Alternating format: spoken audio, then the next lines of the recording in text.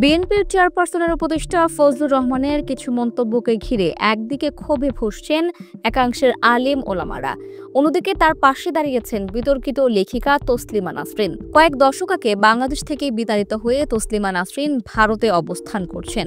সেখানে বসেই দীর্ঘদিন ধরে তিনি ইসলাম ধর্ম এবং মুসলমানদের বিরুদ্ধে ঘৃণার বিষবাষ্প ছড়িয়ে যাচ্ছেন। ৫ আগস্টের পর অন্তর্বর্তীকালীন সরকার এবং ঐতিহাসিক গণঅভ্যুত্থানকে নিয়েও একের পর এক প্রোপাগান্ডা এবং অপপ্রচার করছেন তসলিমা নাসরিন।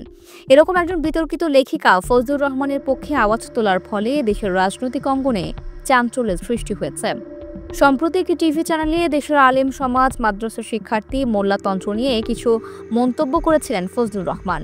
সেই ভিডিওটি শেয়ার দিয়ে এবং ফজলুর রহমানের ভূয়সী প্রশংসা করে তসলিমা নাসরিন লিখেন, অনেকদিন থেকেই বলছি বাংলাদেশে আপাতত এই একজন রাজনীতিবিদই শ্রদ্ধা পাওয়ার যোগ্য, তিনি ফজলুর রহমান। তিনি নির্ভয়ে সত্য বলেন, তার সব কথাই আমি মানি, শুধু ইসলাম মহান বাক্যটি ছাড়া। এরপর ফজলুর রহমানের জীবনের উপর হুমকি আছে বলেও শঙ্কা প্রকাশ করেন তসলিমা নাসরিন। তবে এবারই প্রথম নয়, এর আগে একাধিকবার ফজলুর রহমানকে সমর্থন ও প্রশংসা করে পোস্ট দিয়েছেন তসলিমা। এরকমই এক ফেসবুক পোস্টে তসলিমা লেখেন, ফজলুর রহমানের কথা শুনতেই হয়। বাংলাদেশে তিনি একমাত্র পলিটিশিয়ান যিনি নির্ভীক, যিনি ভয় না পেয়ে সত্য কথাগুলো, জরুরি কথাগুলো বলছেন। আরেক পোস্টে তসলিমা লিখেন, কমিউনিস্ট বলল না, লিগারও কোনোদিন বলল না এমন জরুরি কথা, বলল বিএনপির লোক, তাকে অভিনন্দন। এদিকে দেশের আলেম ওলামা ও তৌহিদি জনতা নিয়ে বিএনপি চেয়ারপারসনের উপদেষ্টা ফজলুর রহমানের বক্তব্যকে অবমাননাকর উল্লেখ করে বিষয়টির প্রতিবাদ জানিয়েছে সাধারণ আলেম সমাজ।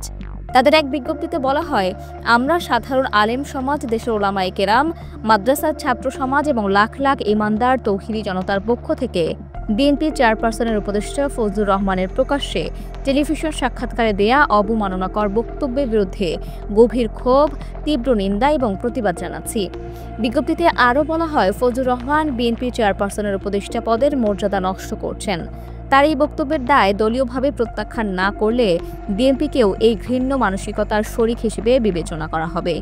সাধারণ আলেম সমাজ আরও বলছে, ফজলুর রহমানকে তার দল বিএনপি থেকে বরখাস্ত করবে কি করবে না সেটা তাদের দলীয় সিদ্ধান্ত, কিন্তু তিনি যদি তার বক্তব্য প্রত্যাহার করে জনসমক্ষে ক্ষমা না চান, তাহলে ধর্মপ্রাণ জনগোষ্ঠীর বৃহৎ সমর্থন পেয়ে জনপ্রিয় হওয়া বিএনপি আলেম ওলামার সমর্থন হারাবে।